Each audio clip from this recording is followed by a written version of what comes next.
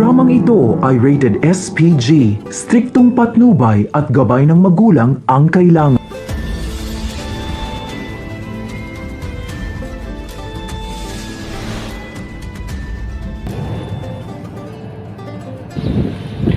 Mga kaibigan, sa painit nga ng mga eksena sa Stolen Life na kung saan nga nasa kabila nga ng nararamdaman nga ni Darius dito kay Para na siyang kanyang tunay na asawa ay hindi na pinipilit pa ng tunay na Lucy na siya nga ang asawa ni Darius at hinahayaan na lamang nito na kusang maramdaman ni Darius kung sino nga siya. Subalit mga kaibigan, sa pagkakataong ito ay tila nalalapit na tayo sa kung saan nga ay talagang malalaman na nga ni Darius ang katotohanan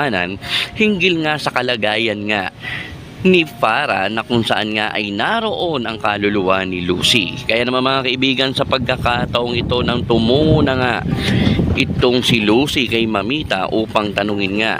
at dahil nga sa nakausap nga nito si Cheska ay dito nga ay sinabi nga ng bata na mayroong paraan upang makausap nga itong si Mamita, at ito nga ay sa pamamagitan nga ng mga letra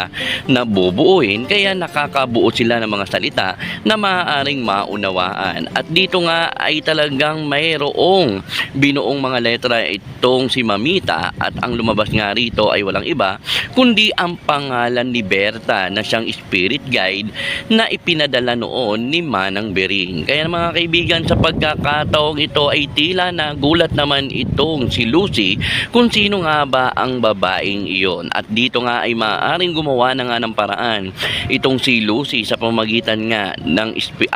spirit guide na iyon. Kaya naman sa pagkakataong ito mga kaibigan ay dito na nga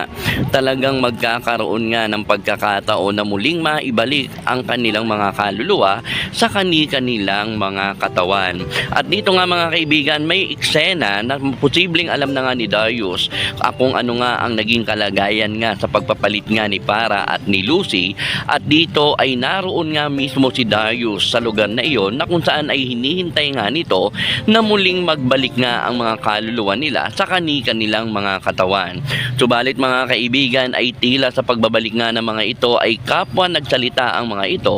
na sila nga ang si Lucy. Kaya naman mga kaibigan, dito nga ay mapagtatanto ni Darius upang malaman niya kung sino ang kanyang asawa, ay dito ay maaaring magtanong siya ng mga bagay na sila lamang nakakaalam ng kanyang asawang si Lucy. Kaya naman mga kaibigan, ating pakaabangan ang mga eksena na kung saan nga ay kung paano nga malalaman at makukumbinsi itong si Darius na ang parang kanyang karap ay walang iba kundi ito ang tunay na Lucy. Kaya't ating pakaabangan ang mga umiinit na eksena sa Stolen Life. At posibleng malaki nga ang maitutulong ng spirit guide na iyon upang masabi kay Darius kung sino nga ba ang kanyang asawa.